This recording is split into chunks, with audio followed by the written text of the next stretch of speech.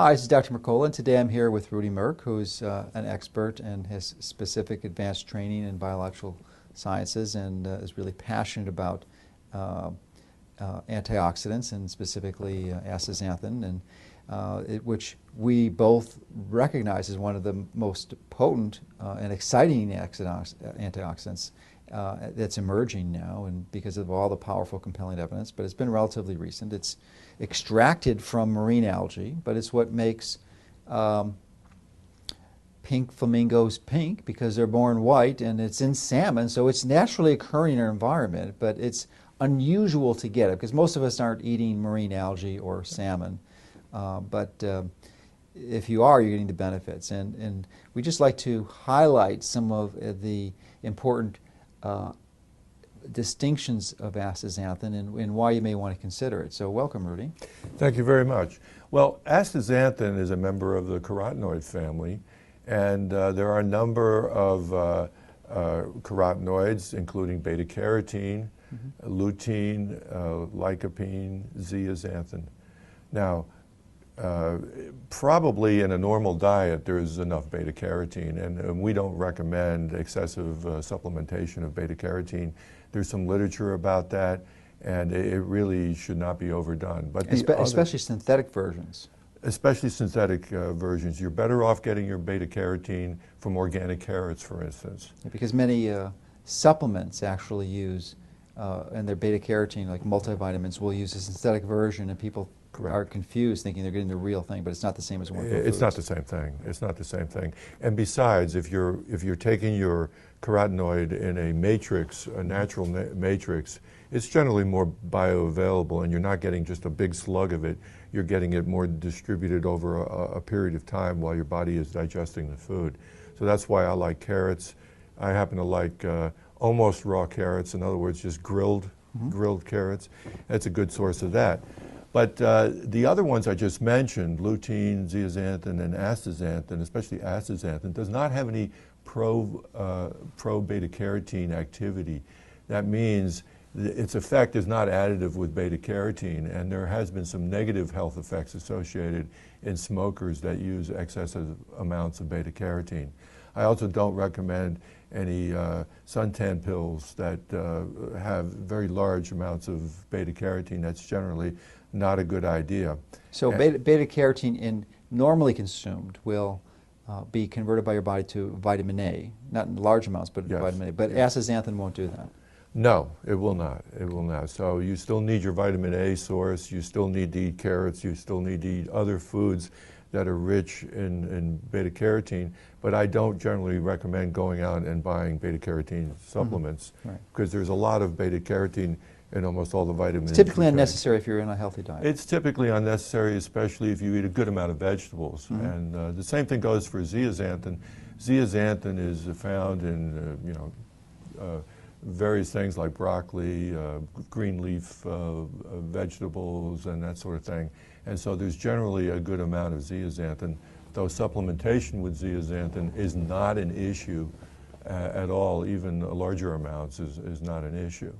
Now, vitamins are good for you generally, and they're called vitamins because a deficiency in those things would lead to a problem, but overdoing vitamins is also not a good idea. And you yourself, you believe very strongly in a balanced diet, basically food and supplementation only as an adjunct to that food.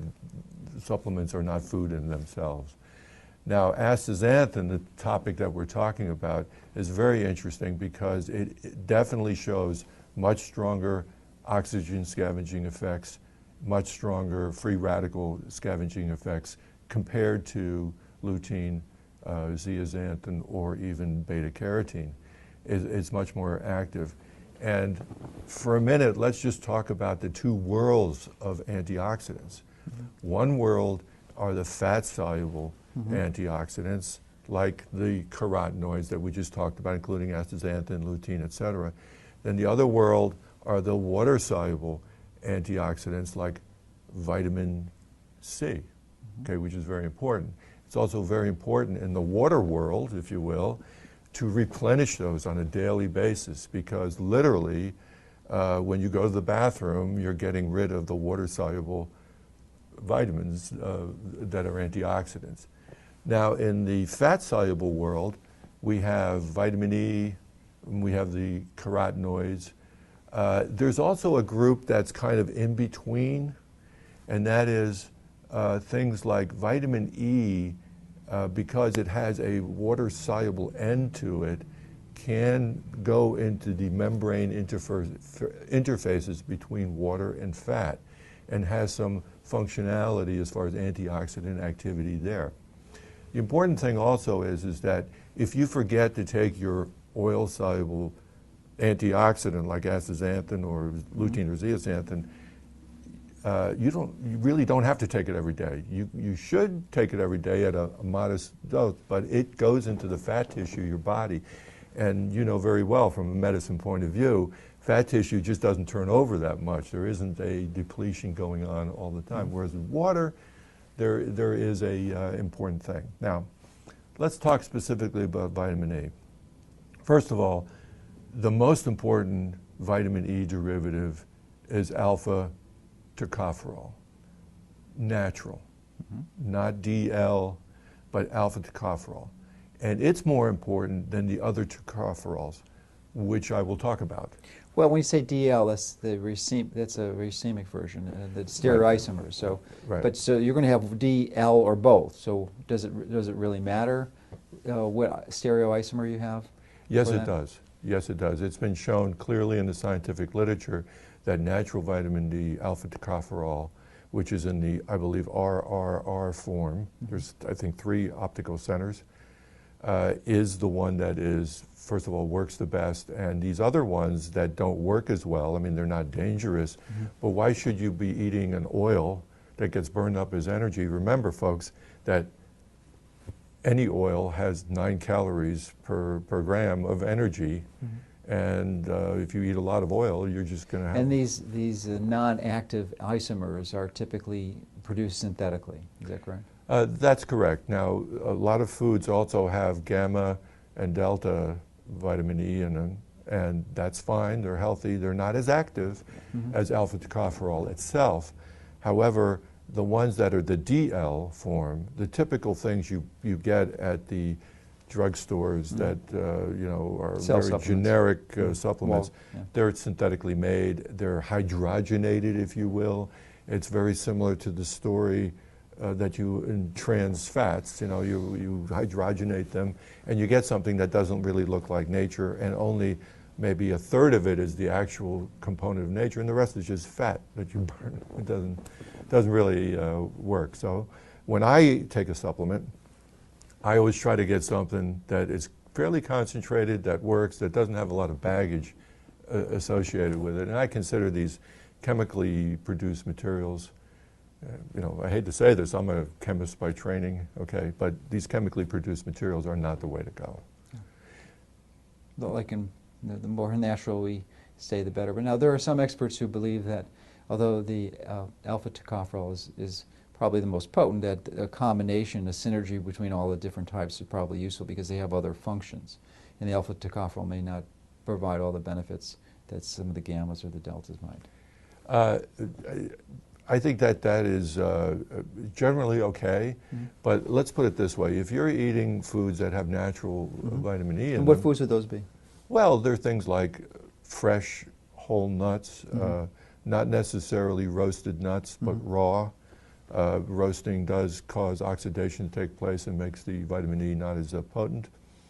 Certain cereal grains have, and I'm not talking about Cheerios here, right. So I'm talking about cereal like whole barley, unrefined grains, oats, and that sort of thing have natural vitamin E, because plants make vitamin E to protect themselves from oxidation.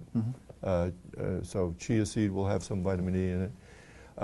That would be the approach, and then supplement would be a natural source of vitamin E. But let me address the thing about alpha, gamma, delta vitamin E.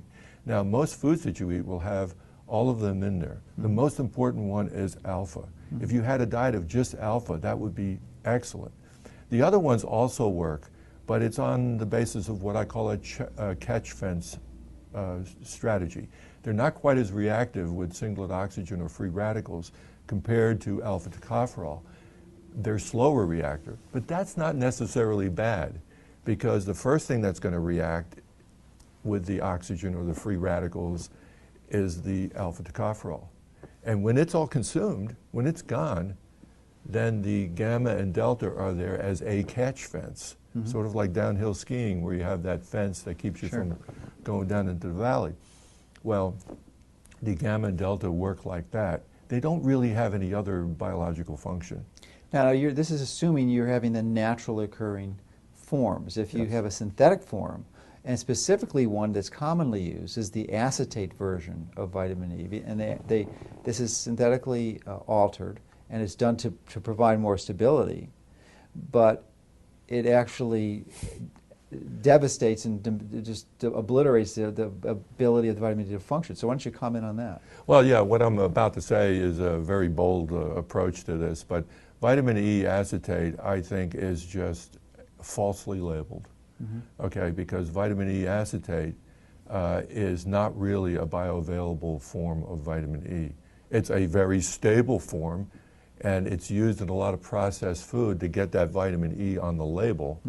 But it really doesn't work like vitamin E, because that acetate group would first have to be hydrolyzed away to give you free alpha tocopherol, if you will.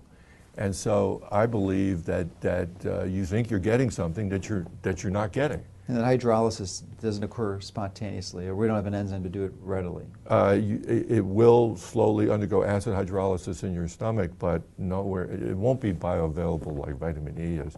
And I think that that's really kind of a fake thing that's going on in processed food. So we've established that vitamin E is useful. I mean, people understand and recognize that to begin with, but I think it's important to review that, and thank you for that review. And one of the reasons that we're bringing that up is that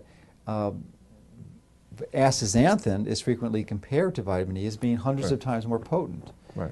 So why don't you, and then the question that has come up is, do I still need to take vitamin E if I'm taking astaxanthin? They're both fat-soluble antioxidants. So why don't you discuss that? Great question, Joe. Great question. First of all, vitamin E in large excess amounts is not a good idea. And the reason for that is that vitamin E, when it gets oxidized, or when there's a photochemical production of a free radical, forms, it has you know, for us chemists, it's called a benzenoid ring, a phenolic ring, if you will. And that forms a very stable free radical. And it can just sit around, and that free radical can wait until it sees something that it can react with, okay? And that could be your tissue. It could be another vitamin E free radical.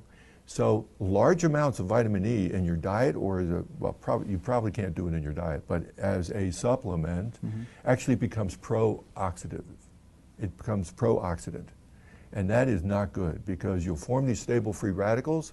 They don't have a way to get down to the ground state, quenching, chemists call it quenching, and they'll just sit around and wait for something to react with, like a fat molecule, and form a moiety of reaction, or it'll react with itself and form a polymer, etc. So that is not a good idea. Vitamin E ultra supplementation, large amount, is not is in my opinion